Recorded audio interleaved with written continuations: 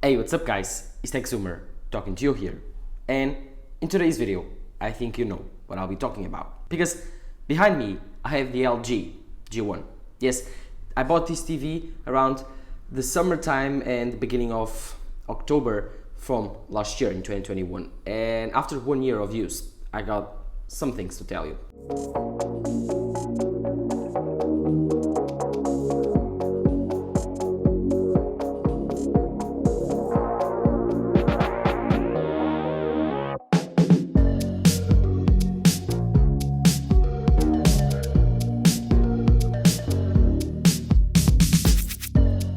This year, around 8 months ago, I made a video talking about the LG G1 in 2022 and if it was a good buy or not.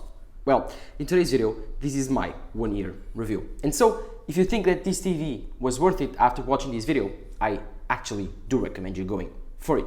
If not, there's the LG C1, the LG C2 and the LG G2. In my opinion and honest opinion, the LG G1 has been the perfect TV for me, and of course, after 1 year, I've been very happy with it. But let's just not spoil this video. I got a ton of things to say about this TV. And of course, do not forget to leave a like, subscribe to the channel. So, not to waste any more of your time, let's roll the intro. So, the LG G1. The LG G1 was that TV that when I bought it, it was on a discount because it's a very expensive TV when it was first launched. So I had to wait for it to be discounted and I bought it. I made 2 videos on it from the time that I bought it and I actually got total 5,000 views.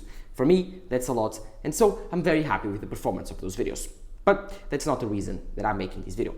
Tons of people were commenting on those videos, asking me recommendations for TVs, asking me if this was the perfect TV, and so I thought that was a lot of feedback and a lot of pushback from the community for me to make more videos on this TV. Because a lot of people were asking me, is it worth it to buy the G2, the G1, or even go for the new C2, which is around the same price right now as the G1? Because those TVs are newer, yes, but this TV is also incredible, it's also cool, and in my opinion, one of the best TVs ever, in terms of value right now, and in terms of just sheer quality. Because, if you don't know, this panel is 120Hz capable 4K OLED display. So there's not much drawbacks to this TV. Better TVs have 8K displays, but they are not OLED. Some Samsung TVs have the QLED technology with the 8K technology, but those are still not OLED. Those are mini LED displays, which have some advantages over the OLED displays. Just like the brightness, those TVs can get way brighter than the OLED display right there, which if I had to push some gripe on this TV and point out some negative stuff, is the brightness. If you have a very lit environment, like a very well lit room, this TV might not be bright enough for you, although it's like very bright when compared to other OLED displays, because this is the top spec of an OLED display. There's no better OLED display than this right now. I think maybe Samsung has a better right now, I'm not sure, but I do still think that this technology, this 120Hz G-Sync technology and the new OLED technology from LG, which this new has, the new generation, which protects the burning, improves on the burning, improves of the colors, and of course the color accuracy and the brightness of the display. And so I'm very happy with this display. This is, like I'm telling you, a 61.5 inch panel. It's very big. It's, as you know, covering all of my background. It's huge.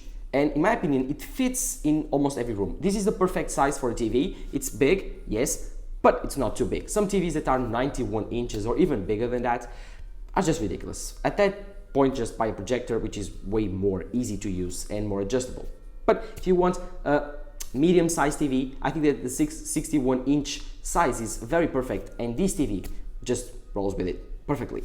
The second thing about this panel though is the 120Hz and G-Sync capabilities. Nope, this TV was made like for gaming, it wasn't, but it has a mode which enables you to game. It's a gaming mode and is actually pretty useful to use because it just dims down a little bit of the colors, the contrast and the richness of the colors, because it prolongs the life of the panel. And so it is not that important for gaming, the color accuracy and the very bright colors. The most important part is the FPS and how much time can you game with it without overheating. So LG has thought about that. They introduced gaming mode, and so gaming on this TV, I've tried it using Assassin's Creed on NVIDIA GeForce, and it's a very optimized system and it works very well. It's just perfect to game here. A 65-inch OLED 4K TV to game is just very cool. The thing you have to be worried though is the fact that this TV, it's big, and if you are trying to play in a console, like, it's not a monitor. So be aware of the limitations that a TV has according to a monitor, because burning is very, very usual. If you're playing like games that have a Mac on top for very prolonged periods of time, you can end up burning your TV if you are playing for like 8 hours straight. So burning it's a very still common issue on OLEDs. This TV hasn't had a problem. Like I told you, it has technology from the LG, which just shifts the pixels by some pixels by saving them. So it doesn't burn in always the same pixels if you have a very static image. So in a year, I don't have any problems with burning, but next year I will try to give you my feedback on it. The 2, 3, 4 year review, I'll try to give it a feedback on it. This TV, though, the panel has been insane. As you can see, I've been putting a YouTube video behind me, a 4K Ultra HD video behind me, and this is full quality of the TV. And you can see that this is a 4K video, that's a 4K streaming. You have some compression happening through YouTube, but you can see that this image is perfect. Be reminded that this is being captured on an iPhone 13 Pro Max. So if you have been seeing some loss of quality, maybe that's it. But in terms of my complaints for the display, it's just perfect. I don't have any more complaints. I don't have something to ask. I don't need 8K. 8K is just ridiculous. Most of my cable TV that my parents watch, it's 1080p, so I don't need 4K. Sometimes I watch 4K movies like on HBO Max or Netflix or Disney Plus, I don't know. When I stream 4K movies, this is just the best place to do it. And of course, do not forget Apple TV Plus. But this has been the best display that I've ever owned, even better than my mini LED MacBook Pro, 16-inch. So I'm very, very happy with it. It's 120 Hz capable, it's 4K, it's OLED, and it's the best thing I've ever tried. Is it the best TV on the market right now? No, there's the LG G2, but that TV is very expensive. I bought this one below $2,000, and that was a deal that I cannot forget. I've posted in other videos on my 8 months or 2022 review and my first unboxing impressions and review video. I posted there the link for you to buy the TV, so if you are interested, go there and support the channel. It will be on a discount if it's still available, and it will help me and support the channel. So go check it out. This is not a sponsored video though, that is an Amazon link, not more than that. So, like I was telling you, the panel on the TV, the most important part of it, it's perfect, it's so good, and for the price point, which right now is close to the LG C2, this is just even better. So if you like this panel, a 4K 120 Hz capable OLED display, there's no better TV than this one. Then let's pass to the unboxing and the size and weight of this TV. The thing that I actually found out, which was very surprising, is the fact that this TV is very heavy. When I first unboxed this TV, I was surprised how heavy it was. And then I unboxed it, placed it here, and this TV was heavy and big. Like I have a standalone place where to put this TV, which is a Sony Dolby Atmos system, and I placed it there. It was too big. Like the arms of this TV, the support system, it's very wide, very, very wide. You can see that this is the side of the TV, this is the other side of the TV. The feet are like right there and right there.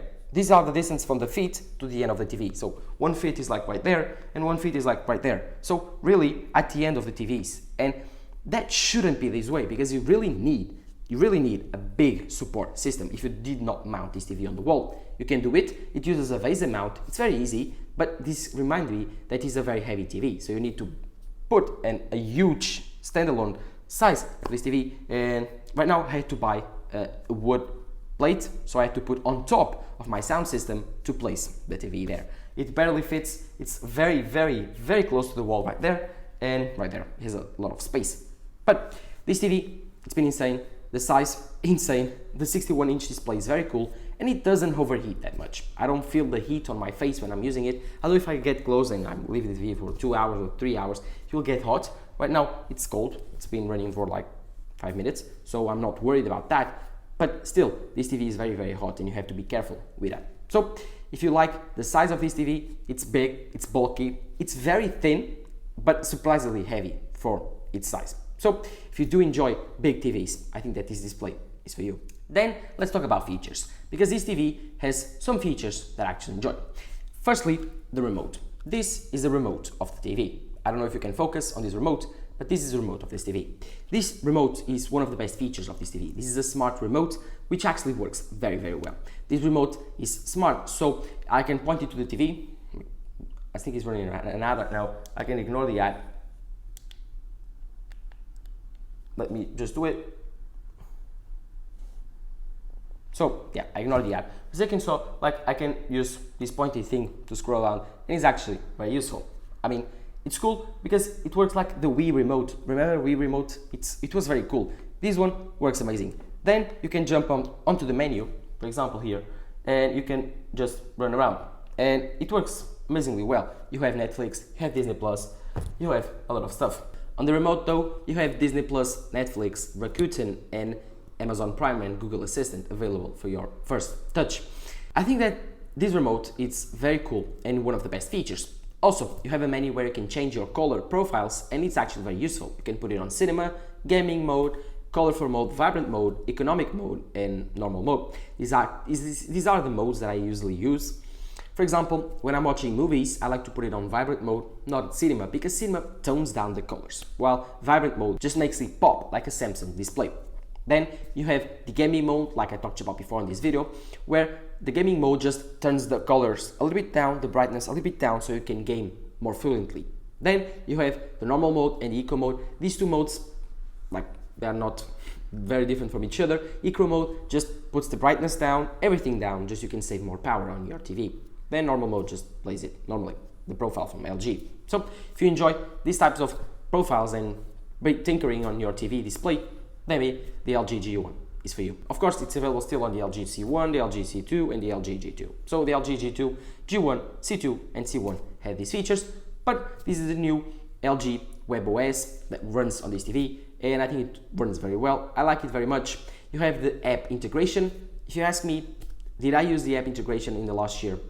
Not even one bit. I don't actually like to use it, but there's one stuff that I really enjoy, which is the AirPlay connectivity. I can use AirPlay directly to this TV, and it works amazingly well actually. I can stream the phone's display to my TV without even needing an Apple TV. So this is a compatible TV with iOS, and that's very cool. So I'm very happy for that. I've used it several times, and it works actually very well, surprisingly well actually.